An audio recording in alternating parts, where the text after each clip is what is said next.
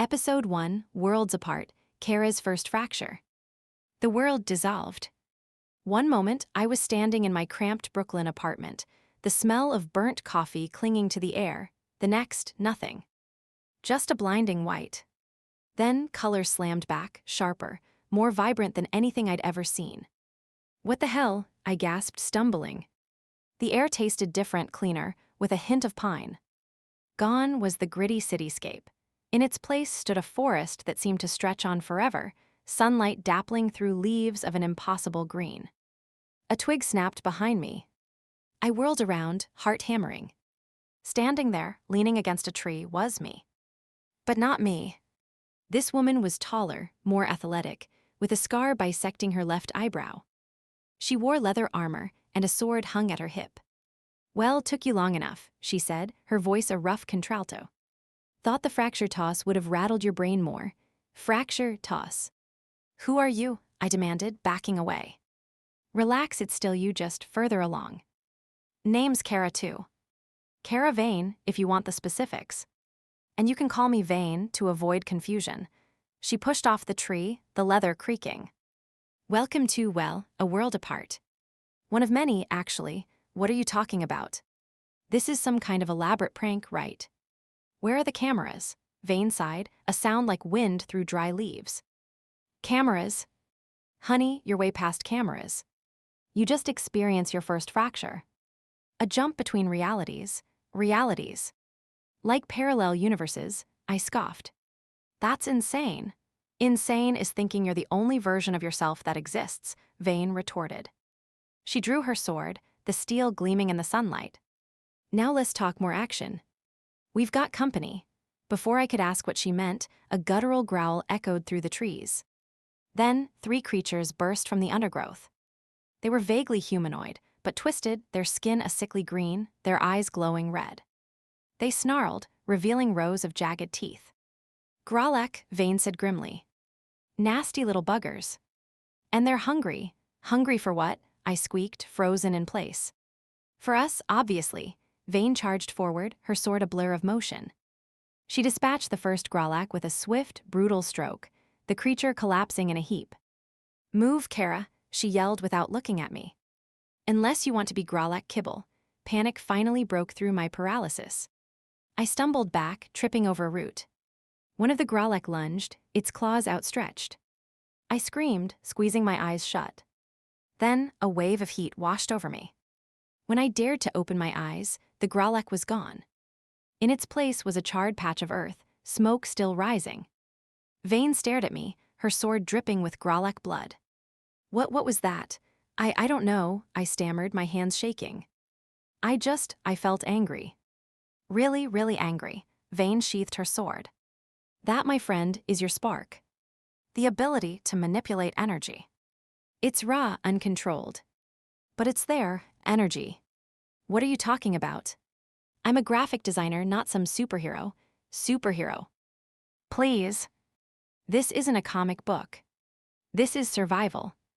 And you, Keira, are about to learn how to survive in a very dangerous multiverse." She grabbed my arm, pulling me to my feet. "Come on. We need to move. There'll be more of them, more. Where are we even going?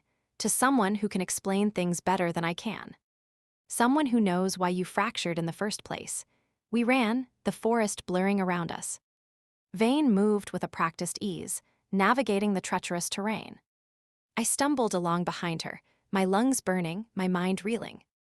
After what felt like hours, we reached a clearing. In the center stood a small cottage, smoke curling from its chimney. Vane pushed open the door without knocking. The cottage was dimly lit, filled with the scent of herbs and wood smoke. An old woman sat by the fire, her face etched with wrinkles, her eyes bright and knowing. "Ah, Keira," she said, her voice raspy. "I've been expecting you." "Both of you?" "Ilara," Vane said respectfully. "This is her. The one who fractured." Ilara nodded, her gaze fixed on me. "Welcome, child. Welcome to the crossroads of realities. Welcome to the multiverse." "The multiverse. You're saying this is real?" I asked, my voice barely a whisper. "Real as the air you breathe, child." And you, Keira, are more important to it than you can possibly imagine. Alara gestured for me to sit. Vane remained standing near the door, her hand resting on the hilt of her sword. You have the ability to traverse parallel universes, Alara explained. A rare and dangerous gift. It means you are a nexus point. A place where different realities intersect. But why me? I'm just me, because, child, you are the sum of all your choices. Every decision you've ever made, every path you've considered, has created a ripple effect, spawning countless alternate realities. And you, Keira, are connected to them all.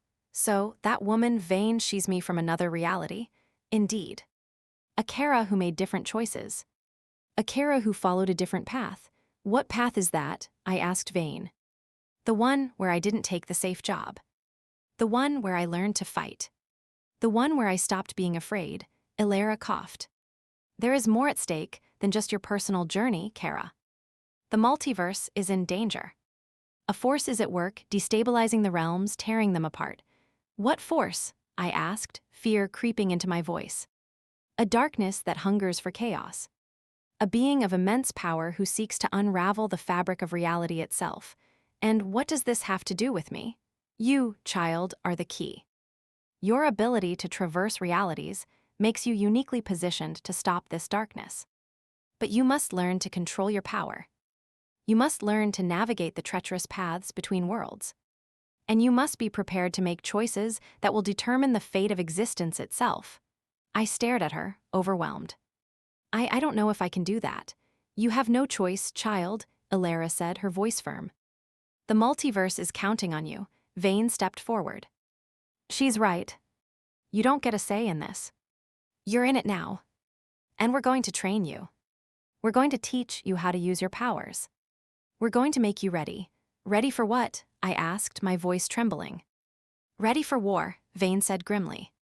A war for the survival of everything. Suddenly, the ground began to shake. The cottage rattled, dust falling from the ceiling. They're here, Alara said, her eyes widening. They've found us. Who's here? I asked, panic rising again. Before anyone could answer, the door burst open. Standing in the doorway were the Gralak, but these were different. Bigger, stronger, with glowing red eyes that burned with malevolent intelligence. Behind them stood a figure cloaked in shadow, its face obscured by a deep hood. Keira, the figure rasped, its voice sending a chill down my spine. We have been waiting for you. Vane drew her sword, stepping in front of me. Get behind me. It's no use, Keira Vane, the figure said, its voice dripping with amusement. You cannot protect her. Her destiny is inevitable, the Gralak lunged. Vane met them head-on, her sword flashing. But there were too many. They swarmed her, their claws tearing at her armor. Run, Keira, she yelled. Get out of here. I didn't want to leave her, but I knew she was right. I turned and fled, out the back door of the cottage, into the dark forest. Behind me, I could hear the sounds of fighting, the clash of steel, the guttural growls of the Gralak. I ran blindly, tears streaming down my face. I didn't know where I was going or what I was doing. All I knew was that I had to escape. I had to survive. As I stumbled through the trees, I felt a strange sensation, a pulling, a tugging, like the world itself was trying to wrench me apart. Then everything went white again. When the color returned, I was no longer in the forest. I was standing in a different place, a different world. This time I was in a bustling city, skyscrapers towering overhead, cars honking in the streets. But something was wrong. Terribly wrong. The sky was a sickly green, the buildings were crumbling, and the air was thick with a foul, acrid smell. People walked by with vacant stares, their faces gaunt and hollow. As I looked around, I saw a newsstand. The headline on the newspaper read, Keira Industries declares bankruptcy, city plunges into chaos. Keira Industries. That's my name. Then I saw it. A billboard towering over the street. It showed a picture of a woman, beautiful and ruthless, with cold, calculating eyes. The woman in the picture was me. And below the picture, in bold letters, were the words, Keira, Destroyer of Worlds, to be continued.